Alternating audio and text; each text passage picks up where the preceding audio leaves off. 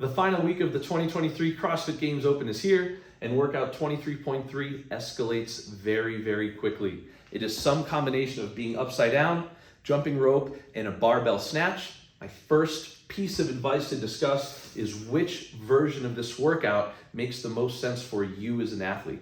If you're officially registered on the game site, your goal is to rank as highly as you can after each week. If you can physically do one wall walk to the RX standard, you will be ranked ahead of every single scaled athlete in the world. So if you can do it and you want to rank higher, my advice, push yourself to go in the RX division today. Second thing, time cap number one. Sure, we'll track our final time for snatches after every set, but the number one goal for a lot of people in this workout is going to be to finish the first two blocks of movements in under 6 minutes so you can get more time to move on to the more advanced and heavier part of the workout. Wall climb or handstand push-up, that's what you need to determine. If you can physically do wall walks to the standard, and maybe not handstand push-ups, you can still push through the first half of the workout, get that official tie break time, and then just use the remaining time to practice and maybe even get your first strict handstand push-up. If you're saying, nope, I just want to get in as much work as possible, do the modified wall walk version, and then those become 20 hand release push-ups, so a much easier version. Determine which ones are more important to you. The jump rope. Best athletes can do 50 double unders in 20 to 25 seconds? But if staying super tense and going as fast as you can is going to get your heart rate too high to where you can't recover for the other things, it may not make sense to redline. Know yourself as an athlete and decide, can I push for 50 unbroken, or should I break them up into smaller sets on purpose to miss less frequently and maintain a more relaxed posture? Know that about yourself and practice a little bit before the workout starts. For the snatches, HGFE, hook grip forever. You should already know this by now, and hopefully most of you hook grip anytime you clean or snatch, but conserving that grip and keeping your upper body more relaxed through that Olympic lift is going to help all of the wall walks and most certainly all of the strict handstand push-ups. Finally, smooth resets. Hook grip is important, I'm gonna encourage that, but whether it's the set of 15, the set of 12, or maybe even the 9s or 6s, at a certain point, most athletes are gonna break up these sets. Ripping the bar off the ground, standing, dropping it, and then chasing it around is going to add a lot more time that you're not being productive in this workout versus being smooth. If you decide for your set of 12 snatches, you wanna do doubles, do your rep, touch the ground, do your rep, drop it, take a breath, and get right back to it. Try and minimize the time you're spending fumbling with the barbell. Smooth transitions.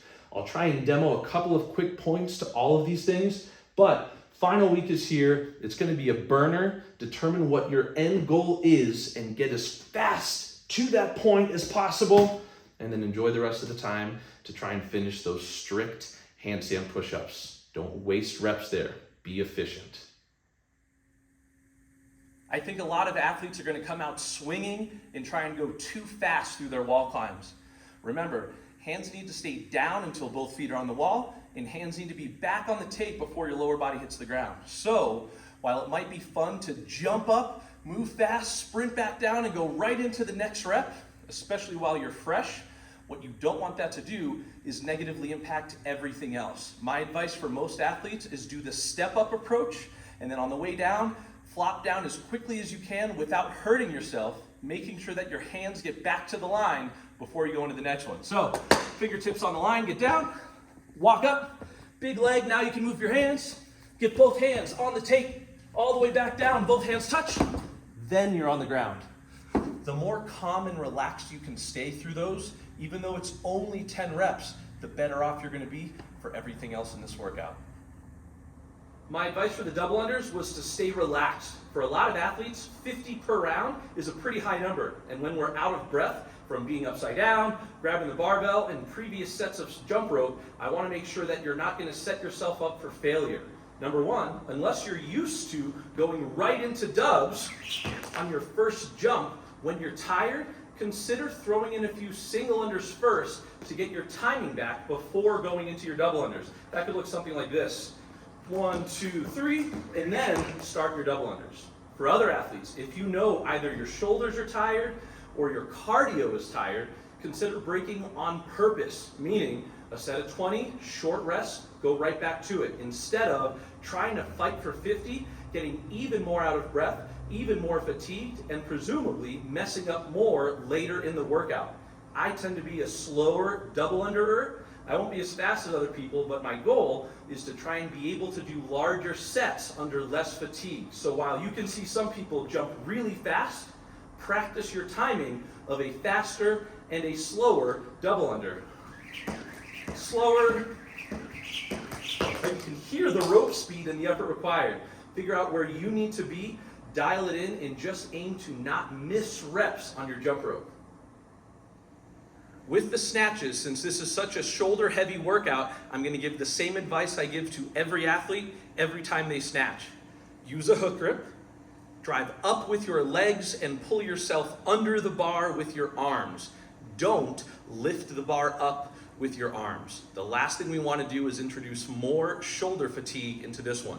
So when you reach down and grab the bar, try not to get the bar as high as you can. Instead, drive up quick, pull under fast, land locked so you preserve and don't need to press out more, then stand tall. In between reps, if you can, reset that hook grip if you release it on the catch, and make sure that when you go into the ground for those touch and go sets, that the barbell stays close to your body. So from here, arms stay nice and long, drive up, land locked and stand. That's one. When you reset, if you move your feet, keep the barbell close and make the second rep look just like the first. Notice my hook grip is out here. If you're proficient enough, reset it on the way back down, tap the ground, and repeat. If you're doing singles, just like the thrusters and the power cleans of week one, my advice was don't let the bar roll all over the place. Try your best to follow it down so you can get reset and go right into the next rep. As the weights get heavier, it'll be even more important. Remind yourself, these don't have to be power snatches. So just allow yourself to pull under the bar more quickly. Whether it's 95 pounds or 225, extend, and then from there, pull under quickly, land locked, and then stand nice and tall. As long as your elbows lock, you're good. You don't need to stand here all day, but make sure you stand up all the way before lowering that bar for the next rep. The looser you can stay through the extension and the more strong you can be on that punch for the lockout, the more efficient your reps will be here. For athletes who make it to the strict handstand push-ups, remember, the rule is only your heels can touch the wall, and a part of your hand has to be touching a part of the tape at all times. For some people who haven't been practicing strong or tight handstand push-ups, these are going to be a rude awakening. Number one piece of advice if you make it to this part of workout is to try and fail as few reps as possible. If you go up and try and press, don't quite have the strength, maybe give yourself 5 to 10 more breaths than you would want instead of rushing back to it unless you're right up against the buzzer. Starting to fail these reps over and over again will be so discouraging. Instead, even if it's starting with quick singles, try that approach. Your goal, glute squeeze, abs tight, neck neutral. Keep that body position in line so that your shoulders that have to press are able to go straight down and straight up with that positioning. The second you start overarching, bending, and changing your body alignment, it's going to be so much harder to get your body weight straight up and down this wall. So as you kick upside down, take that big breath and keep your abs tight. Hands are touching the mat. Make sure your heels are on the wall to start. Tap your head. Make sure you hold that lockout before going into the next rep or dropping down. That's another way we definitely don't want to lose a rep. The elbow lock without both heels being clearly on the wall. Be more meditative at this part unless you're a handstand push-up rock star. Control, boom, shake it out, breathe, get right back up. Be efficient here so you don't miss many reps. I hope seeing demos for some of those exercises gives you a little bit of a better strategy on how to attack this workout when you hit it this weekend. As always, good luck, have fun, I believe in you. Hope you have a great time attacking workout 23.3, and I look forward to seeing all of you again next year.